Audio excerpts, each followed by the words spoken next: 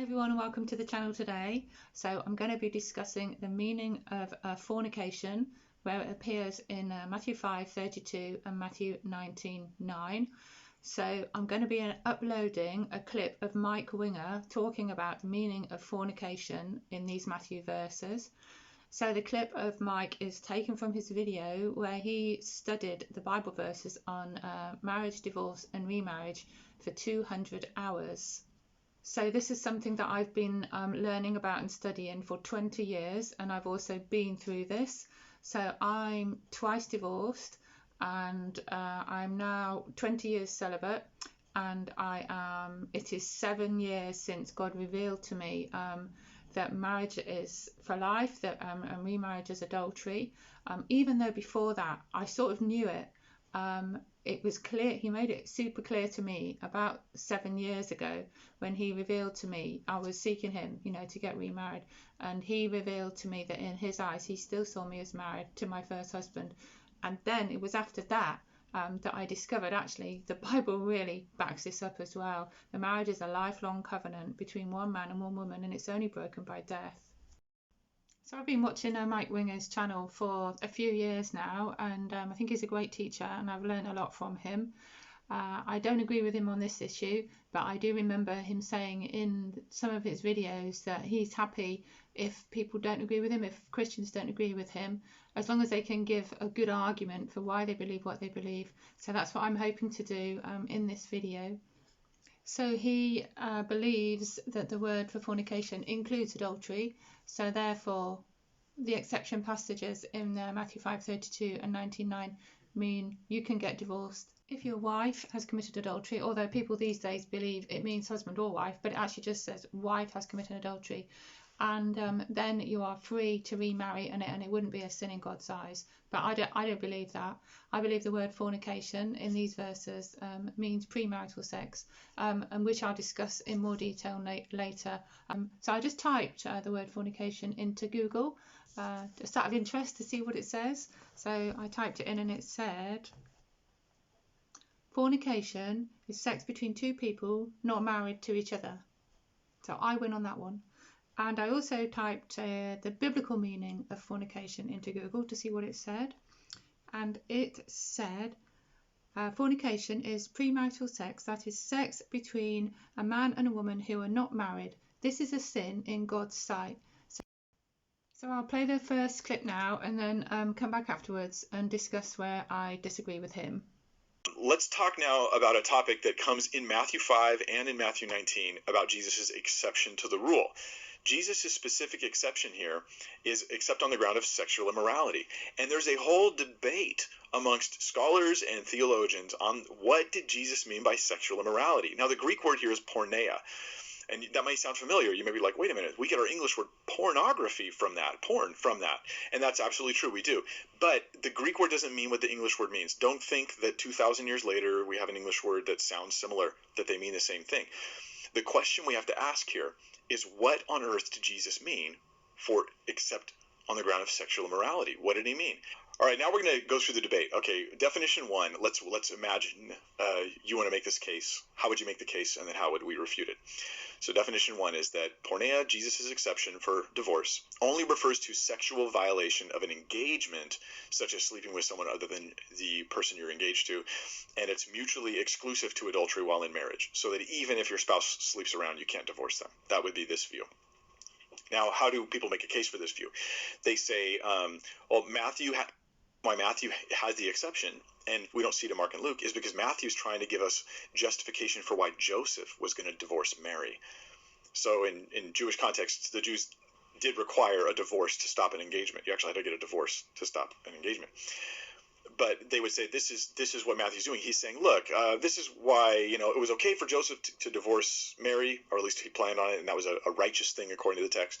And that's okay because it was porneia. She had, in his mind, he thought she had committed sexual immorality. Now, this depends on isolating the meaning of porneia to this, but this is totally unsustainable. I mean, this just utterly falls apart when you actually look at the usage of the term porneia in various texts in the Bible and out of the Bible at the time.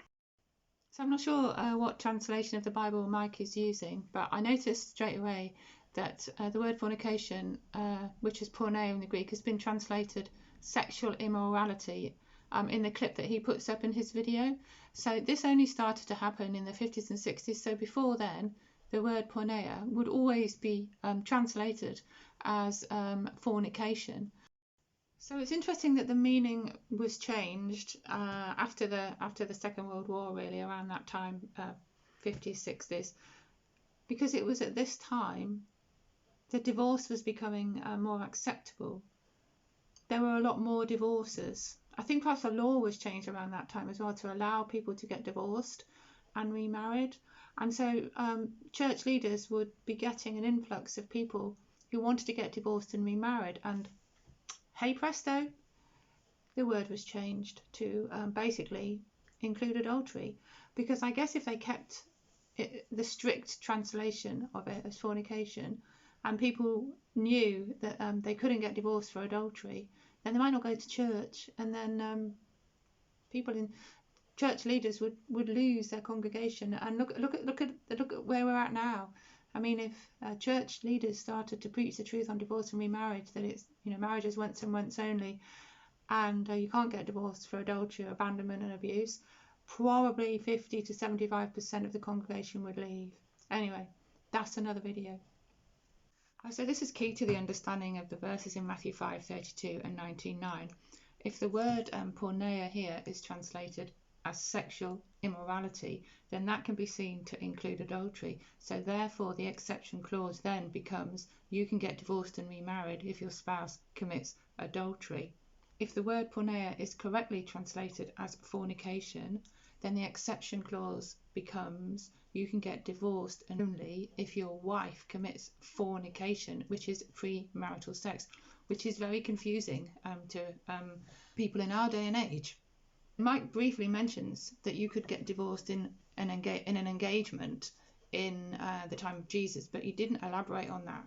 So the betrothal practice, it was called, which is similar, I guess, in some ways to our engagement, would be, these verses are talking about very common practice in those days. All the Jews understood it. They all practiced it, or most of them would practice this. Betrothal then was a contract signed between the bride and groom's parents, and this contract would be signed probably up to a year before the actual wedding ceremony. And in that year, if or whatever, however long the period was, if in that year the bride was found to have committed fornication, premarital sex, which is this word in this verse, premarital sex, which is translated from porneia.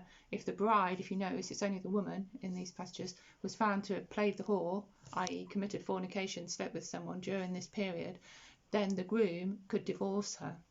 This is just something our 21st century Western brains can't understand, but there's plenty of research on this. There's plenty of evidence of this if you want to research it yourself, and obviously I'll leave some more links below about this. So this is, I believe, what Jesus is talking about here.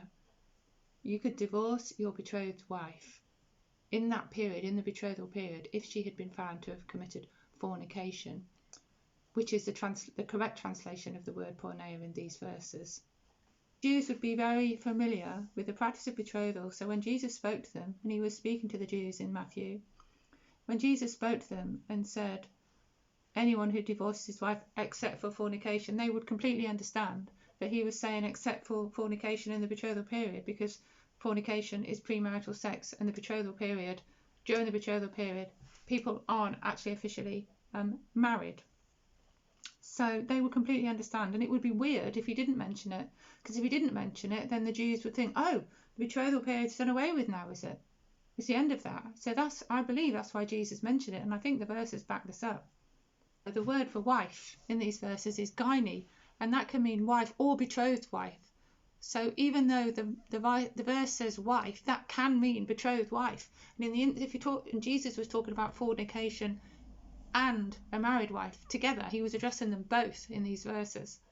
Look in Matthew, I think it's 1 verse 18, we can see that Joseph was considering divorcing Mary during the betrothal period because he thought she committed fornication because she was pregnant. He thought she must have committed fornication. Matthew 1:18 says he was considering divorcing her because you needed to divorce to get out of a betrothal. Accept the translation of porneia as fornication in Matthew 5:32 and 19:9 as being fornication during the betrothal period. And also, if we look in, I think it's John 8:41, the disciples said to Jesus, they accused him of being born of fornication because they knew that he was conceived in the betrothal period, and they accused him of being born of fornication. Evidence that fornication is talking about premarital sex is 1 Corinthians 7 verses 1 and 2. It is good for a man not to touch a woman, but because of fornication, let each husband have his own wife, and each wife her own husband. Clearly, fornication is used in this verse 4 to explain premarital sex. I want to read here an extract from an ebook that I have that you can download, and I'll leave the link under the video. So basically it's called Jewish Marriage, Biblical Divorce and Remarriage, and it's by Sharon Fitzhenry, so I'll leave a link below. So she explains in detail, in depth, about the betrothal period and why these passages in Matthew 5:32 which say you can divorce to fornication, and why that this means that this is in the betrothal period. It's the only time that you can divorce if your wife or your betrothed wife commits fornication. I'll just read this extract from the beginning. So the Matthean fornication clause is commonly interpreted by Christians today as except for adultery, and is used as permission to divorce a wife and marry another. It's also used as permission to divorce a husband as well these days. One of the arguments, she says, that fornication means adultery is a man divorces his wife. The scriptures reveal that the engaged or betrothed bride is also regarded as a wife prior to the wedding. The ancient Jewish custom of betrothal is found in Genesis through to Revelation. The purpose of this book is to examine the Jewish betrothal custom and fornication with its underlying Greek word porneia. We must set aside our culture of Western marriage entirely in order to understand Jewish marriage. If we try to fit our concept of engagement and wedding into a Jewish framework, we will misinterpret Matthew 5:32. Jesus specifically used the word porneia to say that you could get divorced in the betrothal period if your wife had committed porneia, because as I've explained, that was a very common practice in those days, and then you could still get married and it wouldn't be considered adultery, it wouldn't be sin in God's eyes. So Jesus didn't use the word adultery. He didn't say that you can get divorced and remarried and that's okay if your wife has committed adultery. He didn't do that. So mokeia and porneia are different words and they mean different things. So we can see that these are some verses where both those words are used together, which proves that they mean different things. So Matthew 15:19, for out of the heart proceed evil thoughts, murders, adulteries, fornications, thefts, false witness, blasphemies, etc. Corinthians 6:9, know ye not that the unrighteous shall not inherit the kingdom of God? Be not deceived, neither fornicators, idolaters, adulterers, etc., etc., etc., will inherit the kingdom of God. Galatians 5 verse 19, now the works of flesh are manifest, which are these: adultery, fornication, uncleanness, etc., etc. So we can see that these two words have different meanings and they're placed together in the same verse. If they meant the same thing, then they wouldn't be placed together in the same verse. You'd only need to use one of them. So Jesus specifically used fornication in the exception clause because that was the only reason you could get divorced for premarital sex in the betrothal period. He didn't say that you could get divorced and remarried if your spouse commits adultery, which is what is common knowledge today, which is what I always believed until recently. This is what is taught in the churches. This is what I was taught. So I thought that I could get divorced and remarried, even though for my marriage it wasn't because of adultery anyway. But I mean, once you open the door and then you think, well, there wasn't adultery in the marriage, but you know, since we've been broken up for how many years, there has been adultery, so we can get divorced. So everyone can just get divorced, can't they? Because even if there's not divorce actually when you're actually physically living in the same house, at some time in the future there will be, so you can get divorced. This completely degrades marriage the way God intended it to be as a lifelong union. We're saying that adultery breaks the covenant, breaks the marriage. So what about all these people who are in marriages where there has been adultery and they decide to stay together? Oh, so their marriage is broken actually, really. The covenant has ended. You know, it doesn't make sense. anywhere in the Bible that says adultery breaks a covenant. In fact, actually in the New Testament, there are many verses that say that remarriage, it is adultery. So obviously the adultery has not broken the initial marriage covenant. Just to read this from Sharon Henry, I'll leave a link below. So in every occurrence, so fornication is mentioned 34 times in the Bible, and she says, in every occurrence, fornication is used to describe joining with or by unmarried prostitutes, brides, widows, and metaphorically for idolatry or joining with the world system. And she's printed out a list of every single time that fornication is mentioned, and the fact that it doesn't mean adultery in any of these instances. So I'm happy to send this list to you. So I will leave my email. So it's intothelightministry@hotmail.com. Into the light written the same as the channel. So if you want to email me, I'm happy to send you back a copy of this list of basically it's all the times, and there's more, that fornication is mentioned in the Bible and what it means and how that it doesn't mean adultery. The next clip's coming up now. Referring to, premarital sex during engagement, that view is utterly refuted by a number of things in the scripture. Number one, porneia, the term is used in a variety of ways in the Bible. In 1 Corinthians 5:1, it's talking about incest. In Jude, verse 7, it's talking about homosexuality. And I know there's a debate on that, but that's what it's talking about. Porneia is talking about adultery in the Septuagint, or the Greek translation of the Old Testament that many of the gospel authors were familiar with. In Jeremiah 3:2, it talks about adultery and calls it porneia. In Jeremiah 3:6, it talks about adultery and calls it porneia.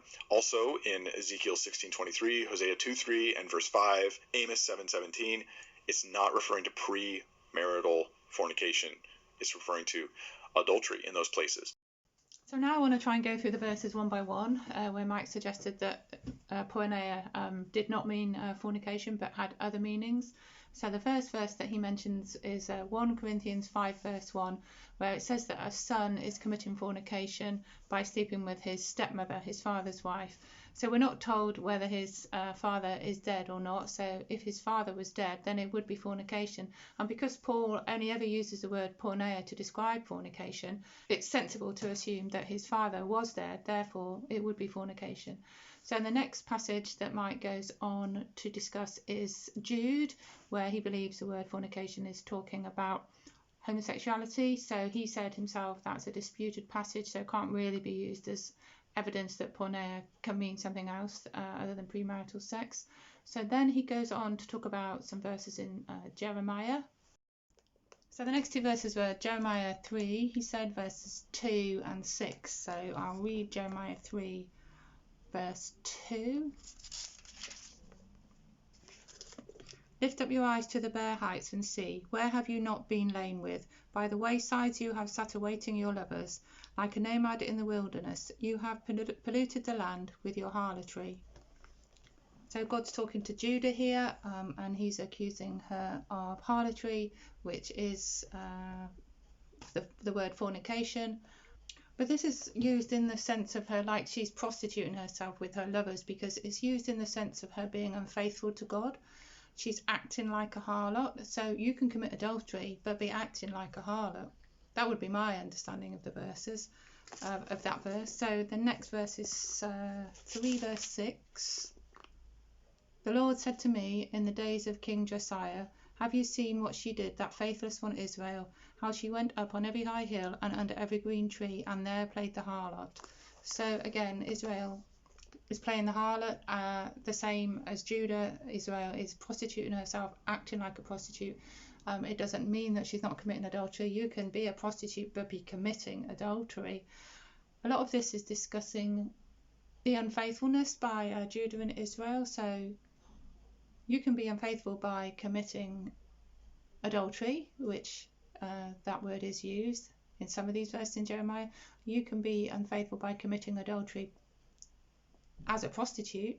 So I think that's why the word fornication is used in these instances. And if you look further down in Jeremiah, after the Lord has given Israel a certificate of divorce because of her adultery, it says, he then says to her, return, faithless Israel, for I am merciful. I will not be angry forever. And then later in verse 14 he says, return, for I am your husband. So even if Israel has committed adultery, God still says, I am your husband. So adultery obviously hasn't ended the marriage between God and Israel, and neither has divorce. So the next verse that Mike mentioned, where fornication means something other than premarital sex, is I think he said it was Ezekiel 16 verse 23. So I'll just read that. So Ezekiel 16:23 says, woe, woe to you, declares the sovereign Lord, in addition to all your other wickedness. So I can't see there where fornication might mean something else. I don't know, maybe I didn't hear it right, but I'm pretty sure he did say that. The next verses are Hosea 2 verses 3 and verse 5, so I'll just read them now. So he said Hosea 2 and Hosea 2 verse 3, otherwise I will strip her naked and make her as bare as the day she was born. I'll make her like a desert and turn her into a parched land and slay her with thirst. So I can't see any mention of fornication there. I'm pretty sure if you watch it back, I'm pretty sure he did say that. Hosea 2 verses 3 and verse 5. So I look at verse 5 now. So from the studying that I've done and people that I've talked to, it's pretty obvious apparently that in Hosea they were talking about a betrothal, not a full marriage. So Hosea 2 verse 5 says, for their mother has played the harlot, she that conceived them has acted shamefully, for she said, I will go after my lovers who give me my bread and my water, my wool and my flax, my oil and my drink. So she's playing the harlot again, so the word would be fornication, and that would be an appropriate word if you're talking about the betrothal period, because there wouldn't have been an official marriage yet. But anyway, again, this is I think it's slightly different in the Old Testament, where the words are slightly different and the meanings probably slightly different, because it's mainly talking about spiritual adultery. People who turn their back on God and worship other idols, like idol worship, it comes under the word adultery, and even fornication, but it doesn't mean exactly the same as what it means in the New Testament, where the New Testament is speaking about people and their actions that they do. So the next verse that Mike mentions is Amos 7:17. So it says, therefore thus says the Lord, your wife shall be a harlot in the city, and your sons and daughters shall fall by the sword. So I assume that Mike has mentioned this passage because it says a wife can be a harlot, so like a wife can commit fornication. But this is a prophecy that Amos gave to Amaziah, who was married, and basically he was just saying that your wife will go and act like a harlot, like a prostitute. So a married woman can go out and act like a harlot and become a prostitute, but she will be committing adultery, but she will the name of what she's doing is prostitution or harlotry. And so the word porneia translates as fornication, and it also translates as harlotry and whoredom, and that is because it was the woman who played the harlot, and it's exactly the same in Matthew 5:32. It was the man that would divorce the woman because she was playing a harlot in the betrothal period by committing premarital sex, and therefore he could divorce her. And this is very, very clear and very well known. So I'm surprised that Mike did not major more on this, because it is something that is really well known, that this betrothal practice was practiced, and you could divorce from it if your betrothed wife committed fornication. Okay, so the next clip's coming up now. Third reason to reject that view: the debate of the day wasn't about engagement, it was about marriage. So not only the Old Testament texts about marriage and divorce, the debate and the question Jesus weighs in on is about marriage and divorce, not engagement and divorce.